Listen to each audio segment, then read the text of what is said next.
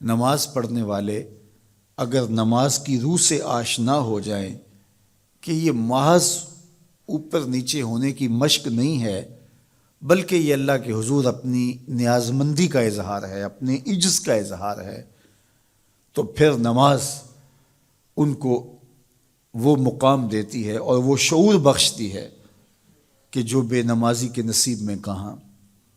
انسان کے اشرف اعضاء اس کے سر میں ہیں، بولنے کی قوت زبان سر میں، دیکھنے کی قوت آنکھیں سر میں، سننے کی قوت کان سر میں، سوچنے کی قوت دماغ سر میں، سونگھنے کی قوت ناک سر میں، اور یہ سر مالک کے در پہ ہے۔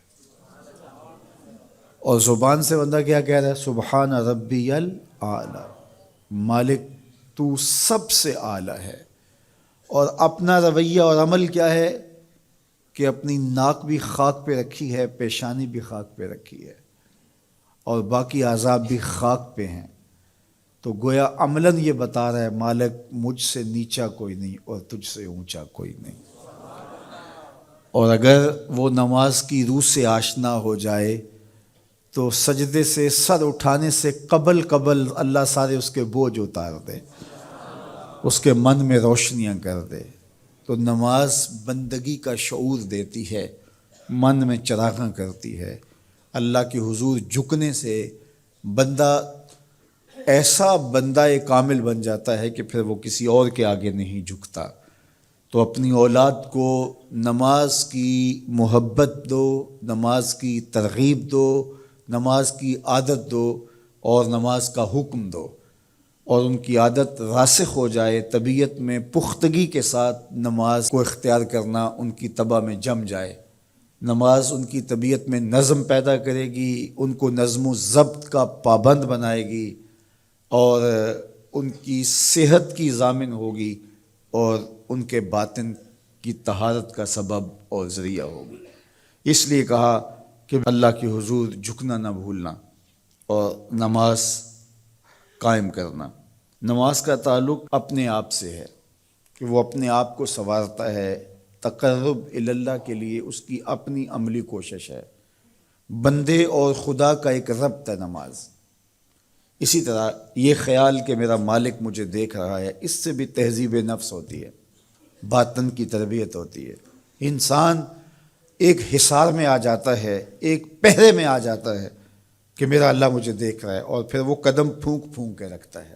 وہ اچانک لوگ بیٹھے ہوئے ہوں نا، تو آج کل یہ سوشل میڈیا کا زمانہ ہے، تو کوئی کیمرہ سیدھا کر لے تو ایک دم مرتب ہو جاتے ہیں، اس لیے کہ اب ہماری تصویر آنے والی ہے۔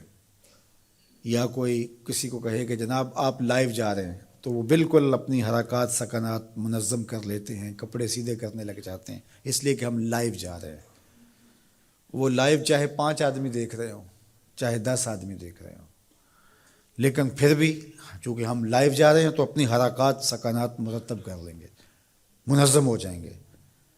اور جب یہ یقین ہو کہ میرا اللہ مجھے دیکھ رہا ہے، یہ ساری حرکتیں وہاں لائیو جا رہی ہیں، تو پھر دل میں برا خیال بھی آنے لگے گا تو اس کو روکیں گے کہ میرا اللہ تو دیکھ رہا ہے۔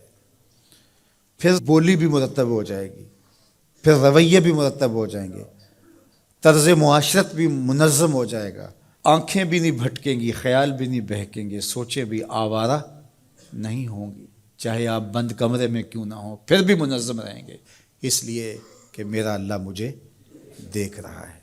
تو یہ یقین زندگی کو منظم کرتا ہے۔ تو اس کا تعلق بھی انسان کی ذات سے تھا۔ نماز سے بھی تہذیب نفس ہے، اللہ سے تقرب حاصل ہوتا ہے۔ اب کہا تو خود غرض نہ بننا کہ اپنے آپ کو سنوار لیا اور کافی ہے، نہیں، لوگوں کو بھی نیکی کا حکم دینا۔ وَأْمُرْ بِالْمَعْرُوفِ وَانْهَ عَنِ الْمُنْکَرِ، لوگوں کو نیکی کا حکم دینا اور برائی سے منع کرنا لوگوں کو، یہ مومن کی زندگی ہے۔